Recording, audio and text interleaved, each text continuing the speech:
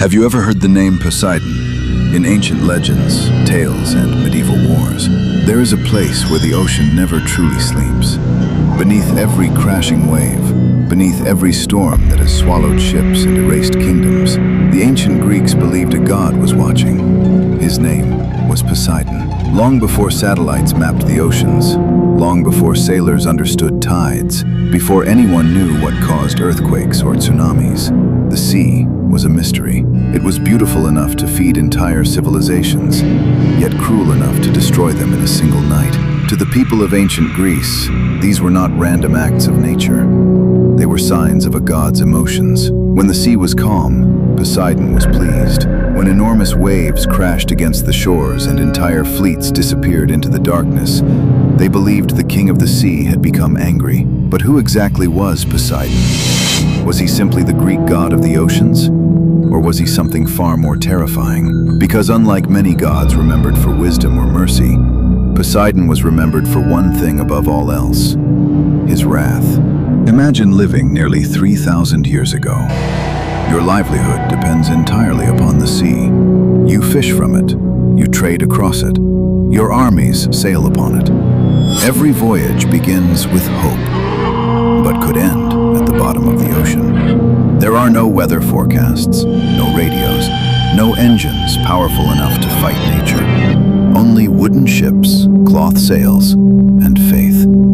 Every sailor knew that before leaving harbor, sacrifices had to be offered. Wine was poured into the sea. Animals were sacrificed. Prayers echoed across the docks. Not to Zeus, not to Apollo, but to Poseidon. Because if the sea god refused your journey, no force on earth could save you.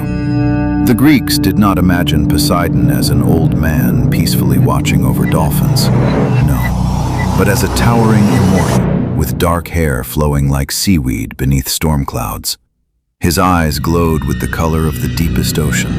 His beard crashed like foaming waves, and in his hand, he carried the weapon that terrified both gods and mortals alike: the Trident. Not merely a spear, but a divine instrument capable of splitting mountains, raising islands from the ocean floor, and shaking the very earth beneath people's feet. Ancient poets even gave him another name: the Earth Shaker. Because whenever the ground trembled, people believed Poseidon had struck the earth with his trident. Today, we know earthquakes occur because enormous tectonic plates move beneath the Earth's crust. But ancient civilizations had no such explanation. When cities suddenly collapsed, when temples cracked apart, when mountains shook, only one answer made sense. Poseidon was angry, and if he became truly furious, entire kingdoms could disappear forever. Perhaps that is why no Greek city dared ignore him. His temples stood near coastlines. His statues overlooked harbors. Kings sought his blessing before launching fleets into war. Even mighty Sparta honored him, because everyone feared the same thing: the sea does not negotiate. Yet Poseidon was not born as ruler of the oceans. In fact, he almost never lived at all. His story begins not beneath the waves, but inside one of the darkest families in all mythology, a family ruled by fear. Long before the Olympian gods existed, the universe belonged to beings known as the Titans. They were ancient, immensely powerful, almost impossible to defeat. Their king was Cronus.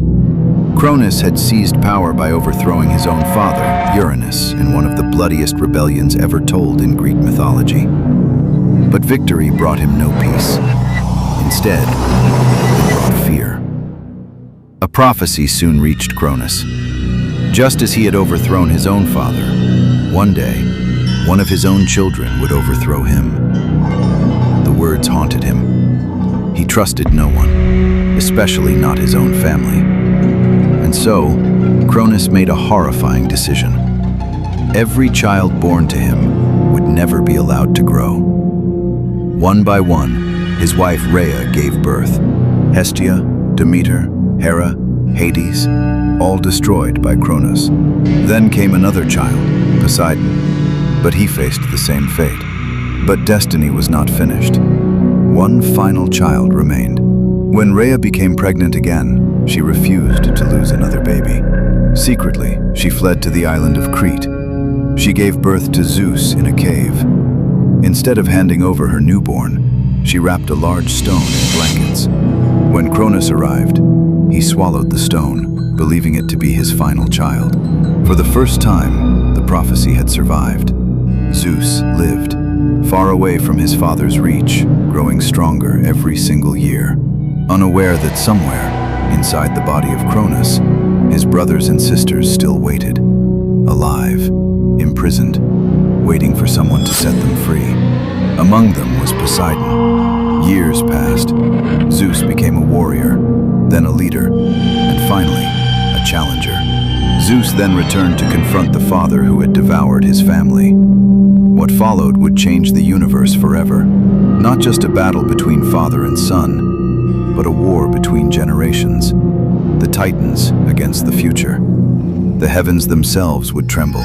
Mountains would collapse. The seas would rage. And before it ended, Poseidon would emerge from darkness, claim the most powerful trident ever forged, and become the god whose anger even kings feared. But before he could rule the oceans, he first had to survive the greatest war the world had ever known. Part 2. The Titanomachy. The 10-year war that shattered the heavens, freed Poseidon from Cronus, forged his legendary trident, and transformed him into the mighty ruler of the seas. For countless years, the children of Cronus remained trapped inside their own father. The king of the Titans believed he had defeated destiny itself, but prophecies have a way of surviving. And deep within a hidden cave on the island of Crete, the child who would change the universe was growing stronger with every passing year. When Zeus became a man, he did not seek peace. He came for justice. His father had stolen his family, ruled through fear, and believed himself untouchable. Zeus had only one goal: to free his brothers and sisters, no matter the cost. Ancient storytellers describe a clever plan. Zeus tricked Cronus into drinking a magical potion. Moments later, the impossible happened. The Titan King began to convulse, and one by one, the children he had swallowed were returned to the world. First came Hestia, then Demeter, Hera, Hades, and finally, Poseidon. The prince who had spent years imprisoned emerged into the light for the very first time. The universe now stood divided. On one side, the Titans, the ancient rulers of creation. On the other, the young Olympians, determined to claim a new age. Neither side would surrender. What followed became known as the Titanomachy, a war that lasted 10 long years. Despite their courage, Zeus and his siblings could not defeat the Titans. Their enemies were older, larger, and far more experienced. Year after year, the war remained locked in a deadly stalemate. Then Zeus discovered allies hidden deep beneath the earth. The Cyclopes, master blacksmiths imprisoned by Cronus long ago. Once freed, they offered gifts powerful enough to reshape destiny itself. To Zeus, they forged the Thunderbolt. To Hades, a helmet that granted invisibility. And to Poseidon, they presented a weapon unlike any the world had ever seen. The Trident was no ordinary spear. Ancient poets claimed that a single strike could summon storms, split islands, command the oceans, and shake the very foundations of the earth. From that day forward, Poseidon became known by another name, the Earth Shaker. Armed with their new weapons, the Olympians returned to battle. The heavens thundered, mountains shattered. At last, the Titans fell. The old world had ended, and a new one had begun. With victory secured, the three brothers faced one final question: who would rule the universe? They cast sacred lots to divide creation itself. Zeus claimed the heavens, Hades inherited the underworld, and Poseidon became the eternal ruler of the seas. But his greatest stories were only just beginning.